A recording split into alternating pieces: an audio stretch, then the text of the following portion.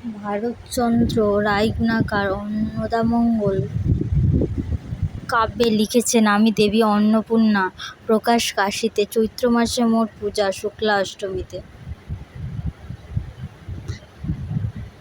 চৈত্র মাসে শুক্লা অষ্টমী তিথিতে পূজিত হন দেবী অন্নপূর্ণা। ভারতচন্দ্র রায়গুণাকর তার অন্নদামঙ্গল কাব্যে ঈশ্বরী পাঠের মুখ দিয়ে বলেছিলেন, আমার সন্তান যেন থাকে দুধে ভাতে।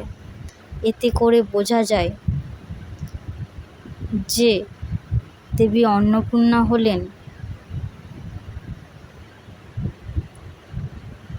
পুষ্টিদাত্রী, ক্ষুধা নিবারণের দেবী, সংসারের সমৃদ্ধি রক্ষার দেবী। তার কাছে হাত পাতেন স্বয়ং মহাদেবও। তাই বাংলার ঘরে ঘরে অন্নপূর্ণা দেবীর পূজা হয় পরিবারের সমৃদ্ধি ও সন্তানের মঙ্গল কামনায়। যদিও বাংলায় অন্নপূর্ণা দেবীর মাহাত্ম্য প্রচারিত হয়েছে কাশী থেকে। মনে করা হয় কাশী বিশ্বনাথের দর্শন করতে গেলে অবশ্যই পুজো দিতে হয় মা অন্নপূর্ণাকে।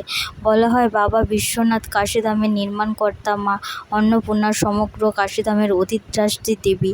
তবে কাশীর দেবী অন্নপূর্ণা কখনো যে বাংলার ঘরে ঘর মেয়ে হয়ে গিয়েছেন, ভারতচন্দ্র রায়গুণাকর তার অন্নদামঙ্গল কাব্যে লিখেছেন আমি দেবী অন্নপূর্ণা। প্রকাশ কাশীতে।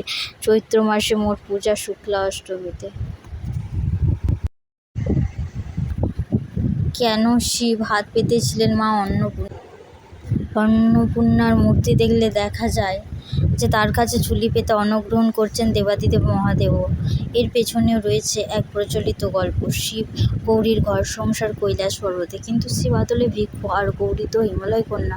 এই নিয়ে শিব দুর্গার কলহ লেগে থাকত। এক সময় রাগ করে ক্ষোভে দুঃখে গৌরী গেলেন বাপের বাড়ি। এবার সখী জয়া ও বিজয়ার পরামর্শে তিনি ভাবলেন মহাদেবকে একটু শিক্ষা দেবেন।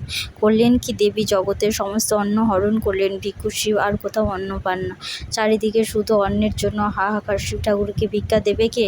সব শেষে তিনি এলেন অন্নপূর্ণার কাছে। তারপরই মহাদেবের ইচ্ছায় কাশীতে প্রতিষ্ঠিত হয় দেবী অন্নপূর্ণার মন্দির।